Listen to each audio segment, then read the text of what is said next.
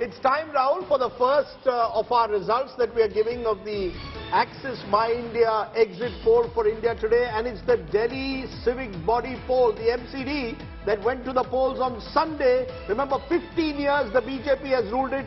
What's happening now, Rahul? Over to you. So we have a sample size of 34,505 in the MCD exit poll done by Axis My India for the India Today group.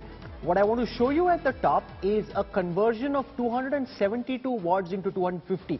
So this is the baseline from which this election starts. And remember, the MCD elections are very interesting because they always typically tend to vote in contrarian fashions from what's happening in the rest of Delhi. For example, in 2009, the Congress won in Delhi all the 7 seats in the Lok Sabha elections. In 2012, when the MCD elections happened, it's the BJP that won. The same thing happened in 2007 as well.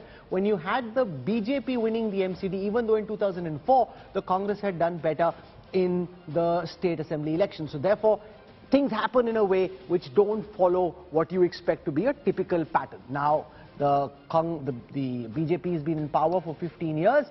This is the conversion, Rajdeep. We converted those 250 wards. Painstaking. This kind of detailing you won't see on any other network, I guarantee that. We converted so basically the 272 wards. In May this year, they joined all the three different municipal corporations into one, thinking that it would become one big state and they'd be able to do better. There, at the starting point, the BJP has 163 wards. The Congress has 22. The Aam Aadmi Party has 51. The Aam Aadmi Party typically has about a 26% vote share. The BJP starting vote share is about 36%. So that's the starting point. In a while from now, Rajdeep, and I will get you the numbers for the MCD elections in Delhi. Very exciting, but there are some trends, Rajdeep. We're not giving away the overall numbers just yet because there is some granularity we want to build out over the next few minutes.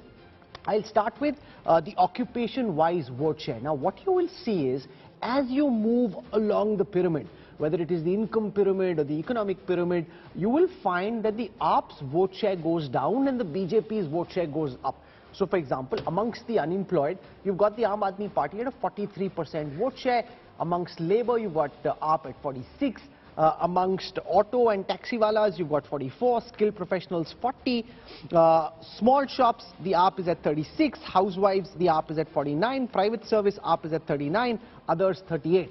The BJP's vote share, 35 amongst the unemployed, 32 amongst Labour, auto taxiwalas 36, skilled professionals 38, small shops 40, housewives 30, private service 37. So the trend that I'm finding as we go through the different data sets is that as you move along the income pyramid, as you move along the class pyramid, voter preferences are changing. Let's take a look at education criteria as an example, and there again you will notice exactly the same thing. Amongst those who are less educated, and I'm not saying this as an affront to someone's level of education, but just as a fact from this poll, amongst the less educated, the propensity to vote for AAP is higher than the propensity to vote for the BJP. And as you go to those with professional degrees or postgraduate degrees, people have tended to vote for the BJP much more. Rajdeep, this is interesting, that not gone to school, 52% saying they voted AAP, 28% saying they voted BJP.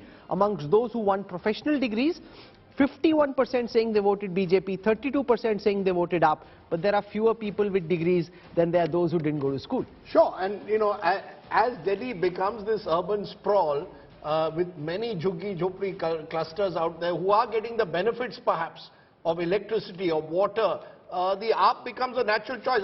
Kunal, are you surprised that the AAP seems to be doing better among the less educated, the lower income groups? Is that the core constituency of AAP today in Delhi? Exactly, and inflation is a big issue these days, and that's why even if you are saving some few thousand rupees out of your kitty, so you can't be surprised that if Aam Aadmi Party is helping them to save so much amount, especially in the lower income groups, so they are going to vote for the party, and that's why brand Kejriwal. I always say that Kejriwal has become a brand in Delhi. They are actually voting for these things, but they are looking up to Kejriwal. If you will if you are remembering that what kind of posters are being put up all over the Delhi, there are only one leader, that is Arvind Kejriwal, no other leader, even not Manish Sisodia was there. So similar to what brand Modi has become in Gujarat in a way. It's the same and this is a civic poll. It's the same template. When we were shooting for the MCD elections, the AAP was talking about a double engine ki sarkar.